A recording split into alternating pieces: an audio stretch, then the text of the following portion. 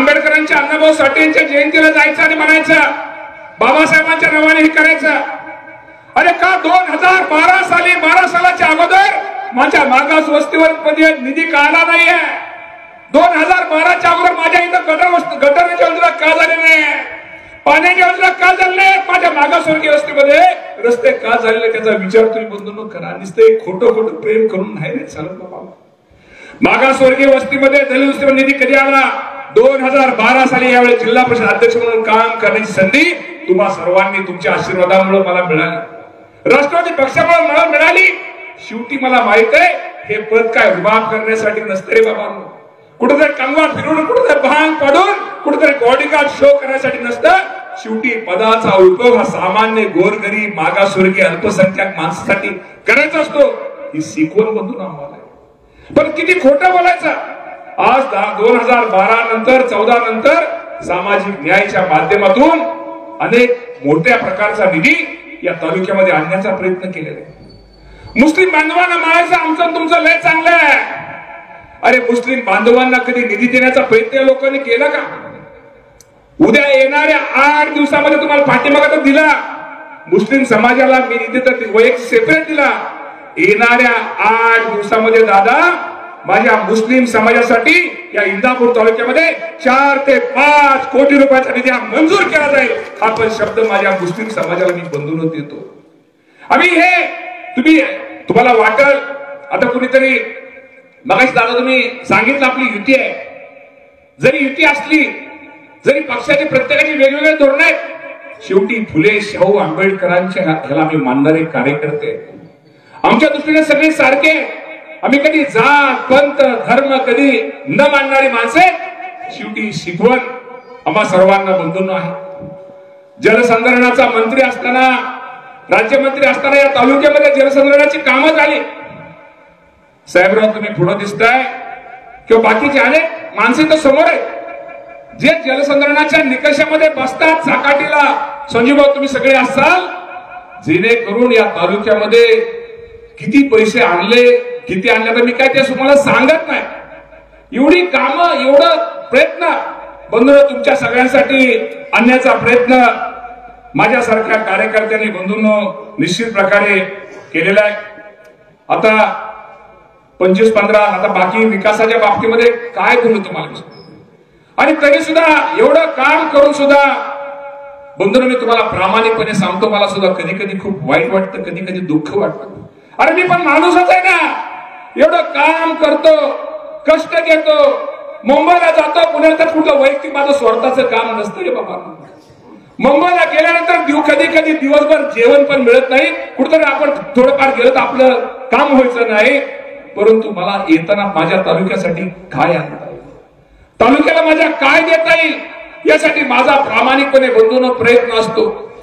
आज तुमचा बीकेबीएनचा रस्ता तुम्ही बारामती ते बघा, बारामती ते तुमचं शिंदेवाडी, शिंदे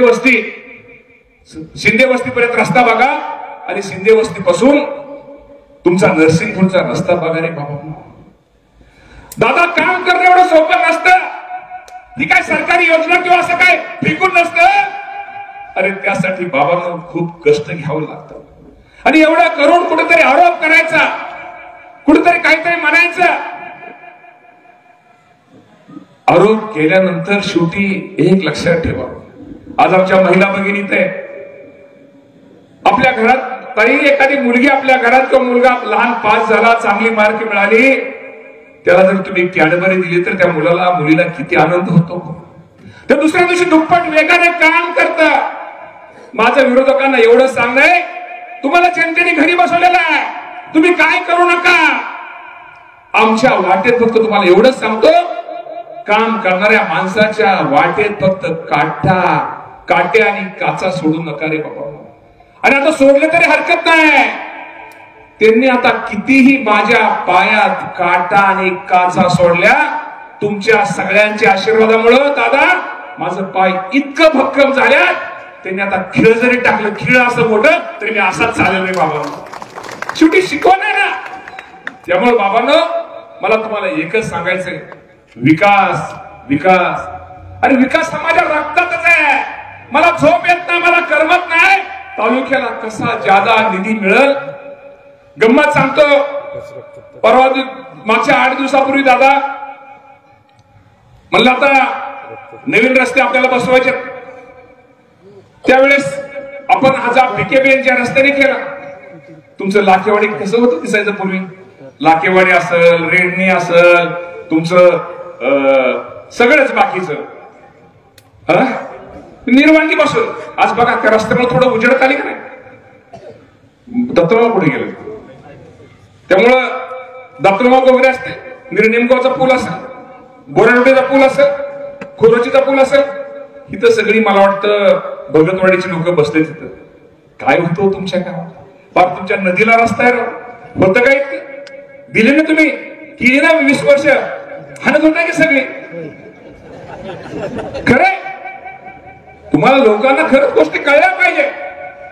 मी तुम्हाला सांगतो का मी तुम्हाला प्रामाणिकपणे सांगतो, इथं ह्या गोष्टी आणणं, विकास आणणं एवढं सोपं नाहीये बंधूंनो. त्यासाठी बंधूंनो खूप त्याला मेहनत घ्यावी लागते, खूप बाबांनो कष्ट घ्यावं लागतं.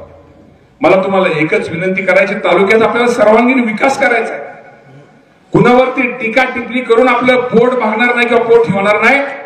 आपल्याला कसं ज्यादा निधी तालुक्यामध्ये आणता येईल यासाठी प्रयत्न करायचा आहे. सर बसल्या बसल्या म्हटलं त्यामधला शाळगाव ते मदनवाडी रस्ता खराब झालाय, तेच अकोले सर चुटका 16-17 किलोमीटरचा आहे. बसल्यापेक्षा 16-17 किलोमीटर चुटका मारला. 16-17 गुणिले 5 100 रुपये नाही, 1 लाख नाही, 100 कोटी रुपये तालुक्याला आपल्याला मिळाले.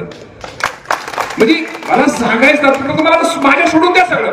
ह्या लोकांनी आता गप असावं, काम करा. मी समर्थ आहे. आता ह्यांच्यानी काय होणार नाही, ह्यांच्यानी फक्त फोटो शोन ते.